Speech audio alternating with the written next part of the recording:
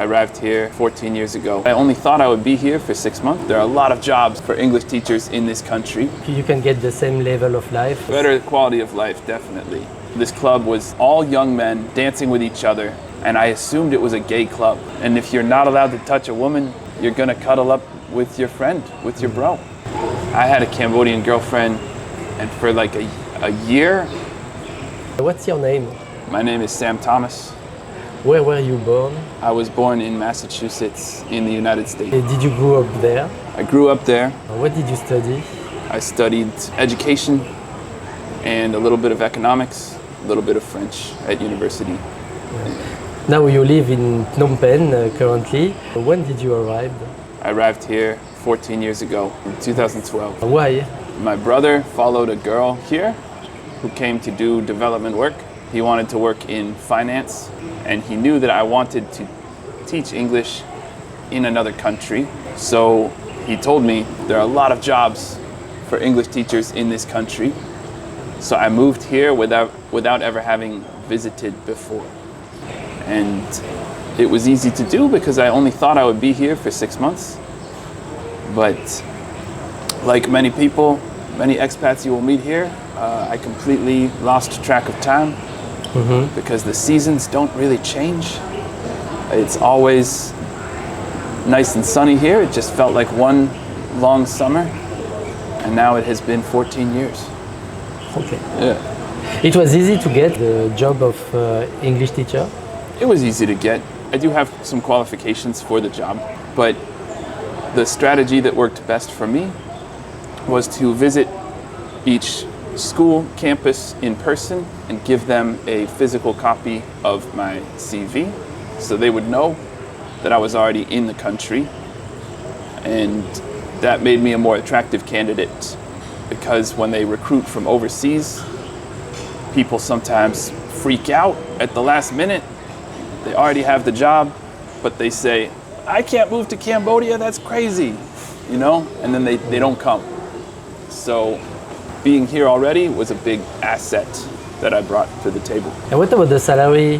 Is it the same than in the US? It's not the same as in the US, but the cost of living is so much cheaper here that we say your dollar goes much farther here than it would in the United States. Okay, you can get the same level of life? Better. Better than in the US? Better quality of life, definitely. People move here and you can work a normal job and have a nice apartment. Some people have a housekeeper to clean from them, a cook to prepare their meals. How much it cost? What's that? How much it cost?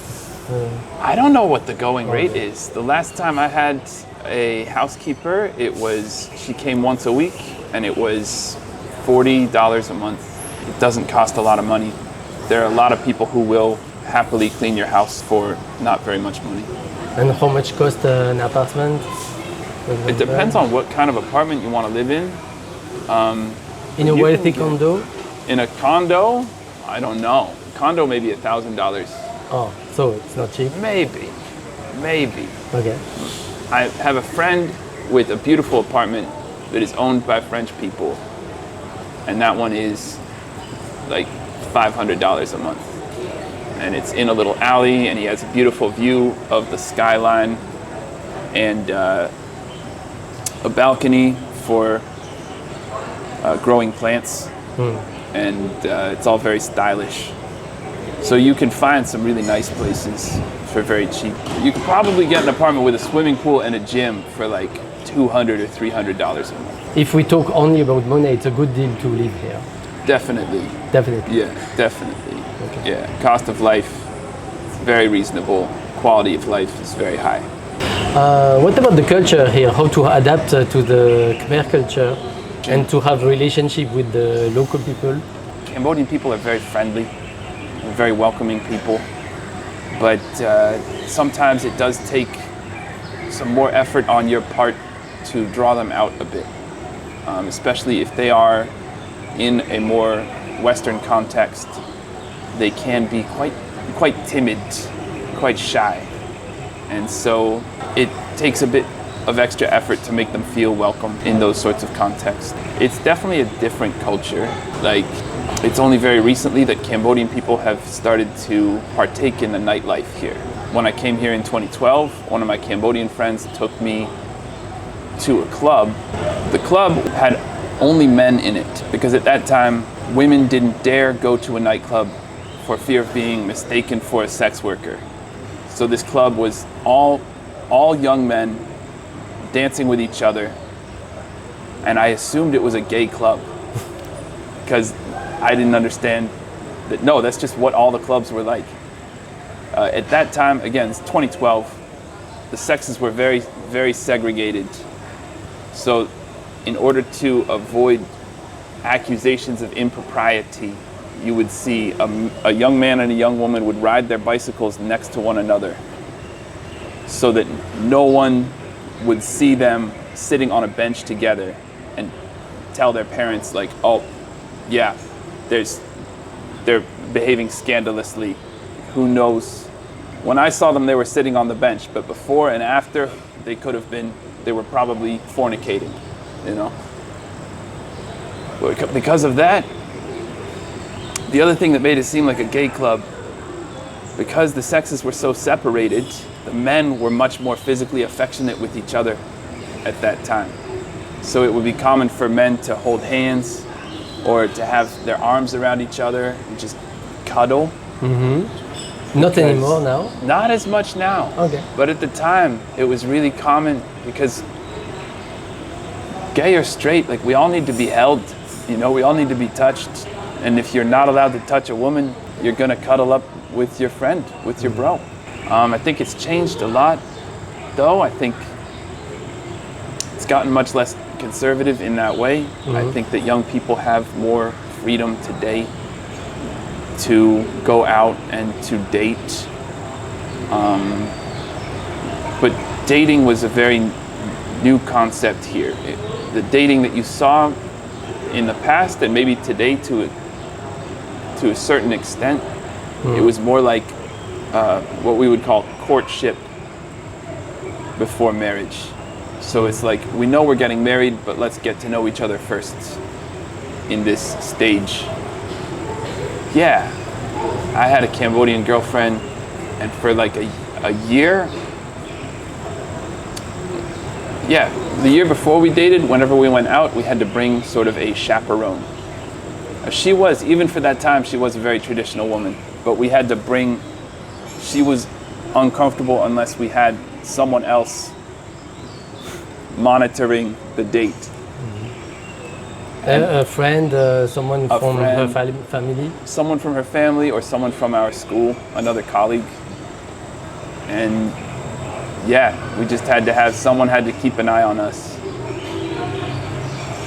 And as I have said, at that time, the Cambodian people did not partake in the nightlife, so I would only see her during the day. And then she had to be home by 9 o'clock. She had a curfew.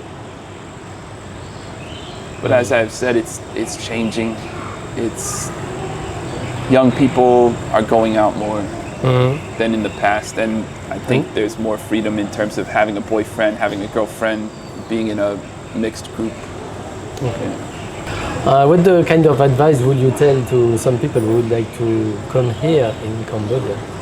I would say that I would advise you to make the effort to learn the language, because Cambodian people really appreciate that. And it's not a hard language. Like, the pronunciation is very tricky, but speaking Khmer is like vacation compared to speaking French, because you don't really have to conjugate anything. And all of the tenses, for the most part, are contextual. So you don't have to say, I went to school. You can just say, I go to school yesterday. Yeah. And there is no accent, I heard. Not like in Thailand or in China, they have different accents. At this time, no, but we may be seeing the evolution of tones. We call it the tones. Okay. So in the Phnom Penh dialect of Khmer, sometimes we take out the R and replace it with or. So if you want to say you're gossiping, they say we eat taro, because taro root gives you an itchy mouth. Okay. So that's the idiom for gossiping, is eating taro root. And so we used to say si trayo. That's how you pronounce taro. But now in Phnom Penh, they'll say si tayo.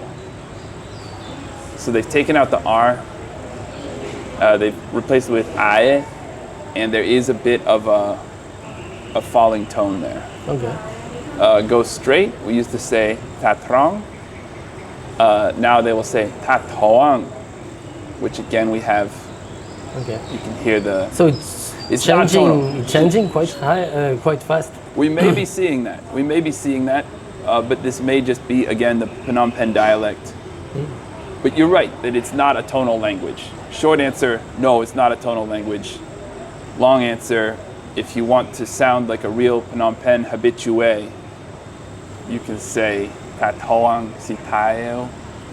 And that is, we may be witnessing the beginning of tones.